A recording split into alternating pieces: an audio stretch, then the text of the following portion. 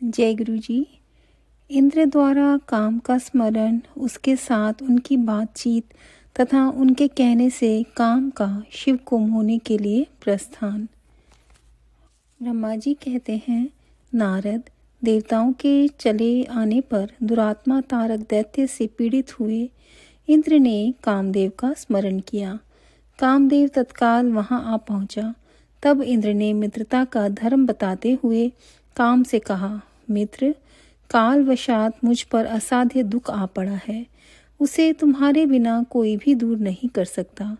दाता की परीक्षा दुर्भिक्ष में, शूरवीर की परीक्षा रणभूमि में, मित्र की परीक्षा आपत्ति काल में तथा स्त्रियों के कुल की परीक्षा पति के असमर्थ हो जाने पर होती है। तात संकट पड़ने पर विनय की परीक्षा होती है और परोक्ष में सत्य एवं उत्तम स्नेह की, अन्यथा नहीं। यह मैंने सच्ची बात कही है।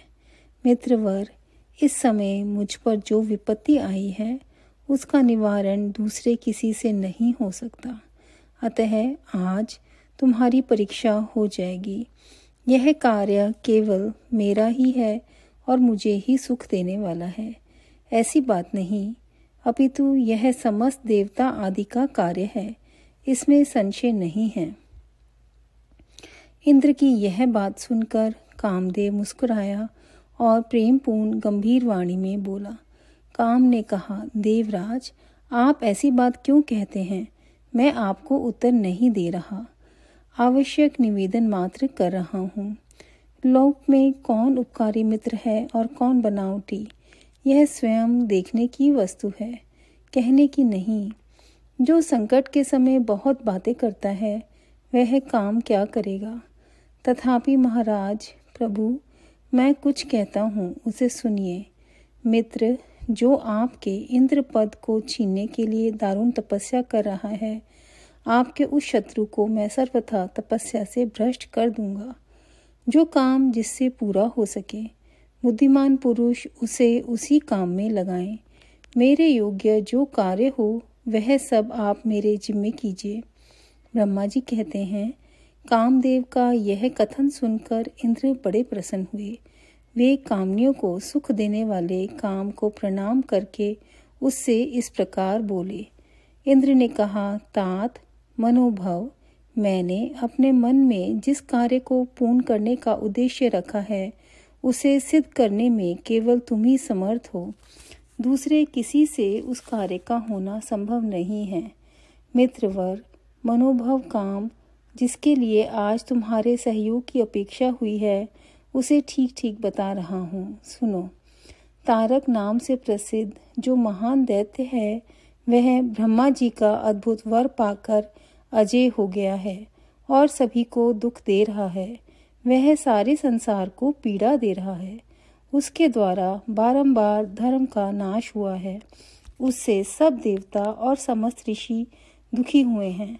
संपूर्ण देवताओं ने पहले उसके साथ अपनी पूरी शक्ति लगाकर युद्ध किया था, परंतु उसके ऊपर सबके अस्त्र शस्त्र निष्फल हो गए। जल के स्वामी वरुण का पाश टूट गया। श्री हरि का सुदर्शन चक्र भी वहां सफल नहीं हुआ। श्री विष्णु ने उसके कंठ पर चक्र चलाया, किंतु वह वहां कुंठित हो गया। ब्रह्मा जी ने महायोगीश्वर भगवान शंभु के वीर्य से उत्पन्न हुए बालक के हाथ से इस दुरात्मा दैत्य की मृत्यु बताई है। यह कार्य तुम्हें अच्छी तरह और प्रयत्न पूर्वक करना चाहिए। मित्रवर, उसके हो जाने से हम देवताओं को बड़ा सुख मिलेगा। भगवान शंभु गिरिराज हिमालय पर उत्तम तपस्या में लगे हैं।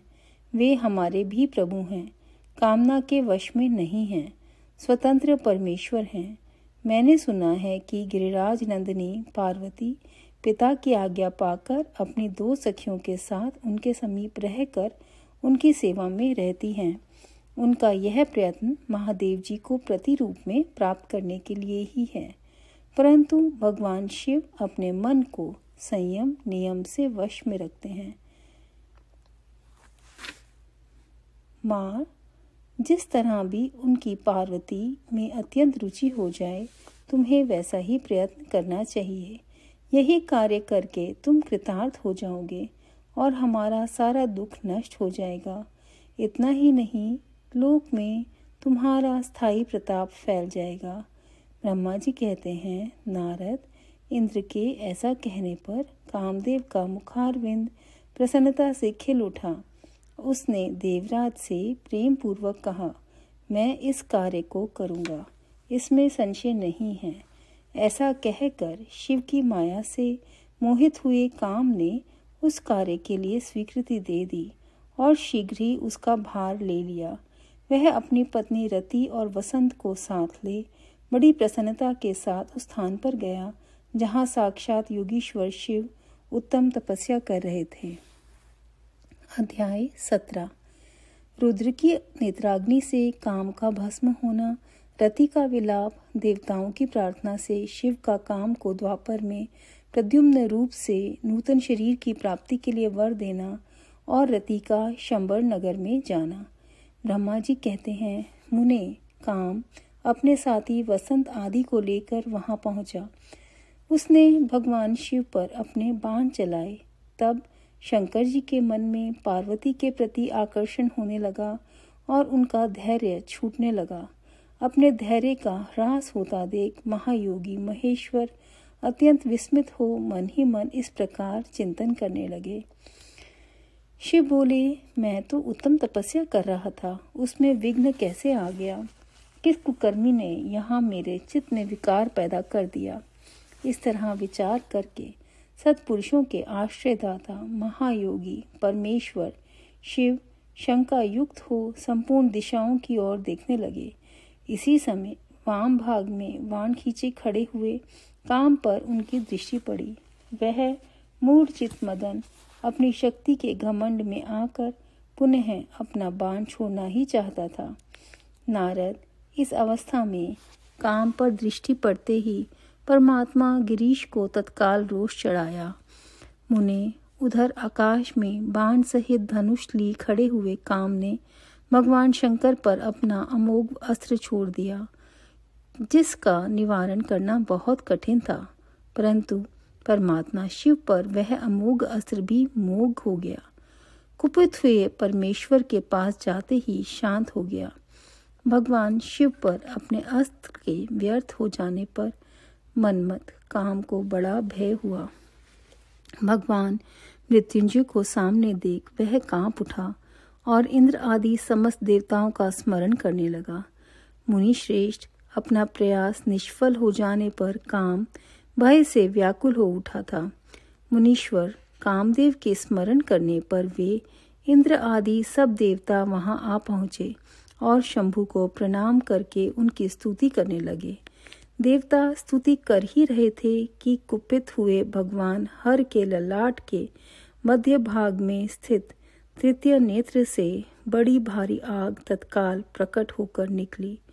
उसकी ज्वालाएं ऊपर की ओर उठ रही थी। वह आग धू धू करके जलने लगी। उसकी प्रभा प्रलय अग्नि के समान जान पड़ती थी।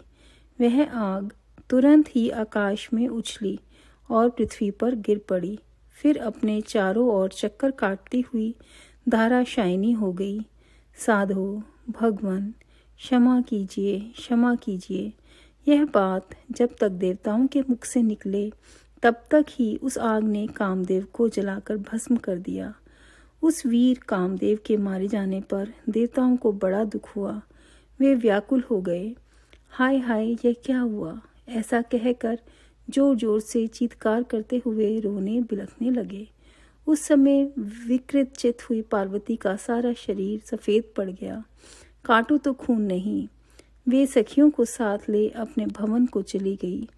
कामदेव के जल जाने पर रति वहां एक क्षण तक अचेत पड़ी रही। पति की मृत्यु के दुख से वह इस तरह पड़ी थी मानो मर गई हो।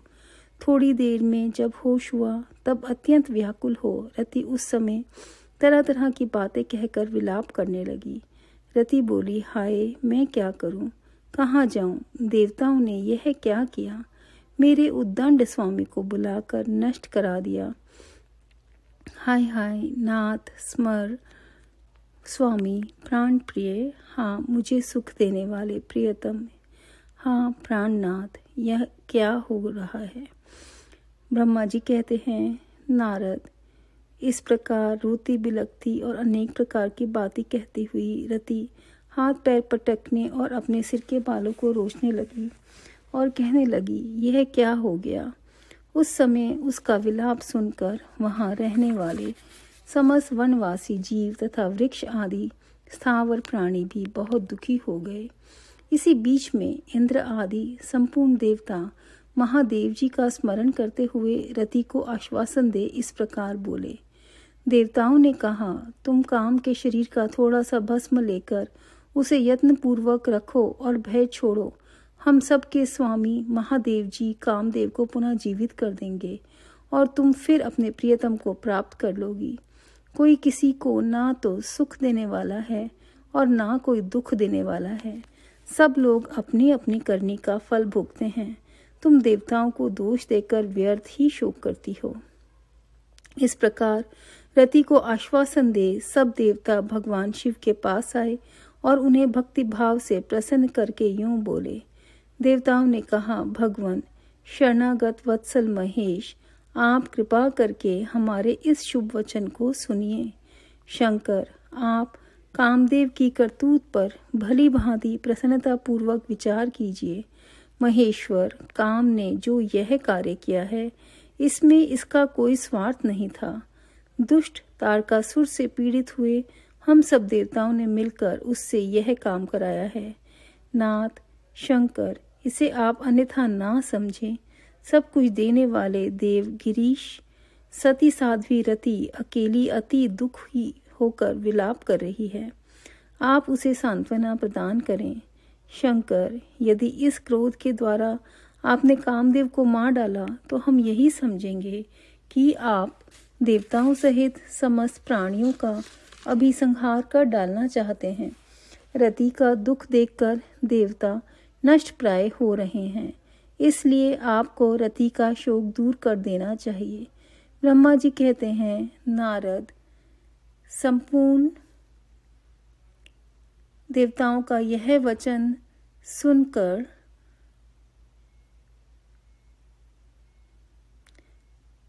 भगवान शिव प्रसन्न हो उनसे इस प्रकार बोले। शिव ने कहा, देवताओं और ऋषियों, तुम सब आदरपूर्वक मेरी बात सुनो। मेरे क्रोध से जो कुछ हो गया है वह तो अन्यथा नहीं हो सकता, तथापि रति का शक्तिशाली पति कामदेव अभी तक अनंग शरीर रहित रहेगा, जब तक रुक्मणी पति श्री कृष्ण का धरती पर अवतार नहीं हो जाता। जब श्री कृष्ण द्वारका में रहकर पुत्रों को उत्पन्न करेंगे, तब वे रुक्मणी के गर्भ से काम को भी जन्म देंगे। उस काम का ही नाम उस समय प्रद्युम्न होगा, इसमें संशय नहीं है। उस पुत्र के जन्म लेते ही शंबरासुर उसे हर लेगा। हरण के पश्चात दानव शिरोमणि शंबर उस शिशु को समुद्र में डाल देगा। फिर वह मूढ़ उसे मरा हुआ समझकर अपने नगर को लौट जाएगा। रते, उस समय तक तुम्हें शंबरासुर के नगर में सुखपूर्वक निवास करना चाहिए। वहीं तुम्हें अपने प्रति प्रद्युम्न की प्राप्ति होगी। वहां तुमसे मिलकर काम युद्ध में शंबरासुर का वध करेगा और सुखी होगा। देवताओं, प्रद्युम्न नामधारी काम अपनी कामनी रति को तथा शंबरासुर के धन को लेकर उसके साथ पुनः नगर में जाएगा। मेरा यह कथन सर्वथा सत्य होगा। ब्रह्मा जी कहते हैं, नारद, भगवान शिव की यह बात सुनकर देवताओं के चित्त में कुछ उल्लास हुआ और वे उन्हें प्रणाम करके दोनों हाथ जोड़ विनीत भाव से बोले। देवताओं ने कहा, देव देव महादेव, करुणा सागर प्रभु, आप कामदेव को शीघ्र जीवन दान दें तथा रति के प्राणों की रक्षा करें। देवताओं की यह बात सुनकर सबके स्वामी करुणा सागर परमेश्वर शिव पुनः प्रसन्न होकर बोले, देवताओं, मैं बहुत प्रसन्न हूँ। मैं काम को सबके हृदय में जीवित कर दूंगा। वह सदा मेरा गण होकर विहार करेगा। अब आप अपने स्थान पर जाओ, मैं तुम्हारे दुख का सर्वथा नाश कर दूंगा। ऐसा कहकर रुद्रदेव उस समय स्तुति करने वाले देवताओं के देखते देखते अंतर्धान हो गए। देवताओं का विस्मय दूर हो गया और वे सब के सब प्रसन्न हो गए। मुने तदंतर रुद्र की बात पर भरोसा करके स्थिर रहने वाले देवता रति को उनका कथन सुनाकर आश्वासन दे अपने अपने स्थान को चले गए। मुनीश्वर काम पत्नी रति शिव के बताए हुए शंबर नगर को चली गई और रुद्रदेव ने जो समय बताया था उसकी प्रतीक्षा करने लगी। अध्याय 18 से 19। जय गुरु जी, जय जय गुरु जी। ओम नमः शिवाय। शिवजी सदा सहाय। ओम नमः शिवाय। गुरुजी सदा सहाय। संगत जी, यह प्रसंग में बहुत अच्छी एक लाइन आई है, वो मैं रिपीट करना चाहूँगी। यह है, कोई किसी को ना तो सुख देने वाला है और ना कोई दुख ही देने वाला है। सब लोग अपनी अपनी करनी का फल भोगते हैं। तुम देवताओं को दोष देकर व्यर्थ ही शोक करती हो। किसी को दोष नहीं देना है, किसी इंसान को नहीं, किसी को ब्लेम नहीं करना है। जैसे कि गुरुजी ने कहा है, no abusing, no blaming, no cursing. सिर्फ सब कुछ हमारी अपनी करनी है। जय गुरु जी। बाय।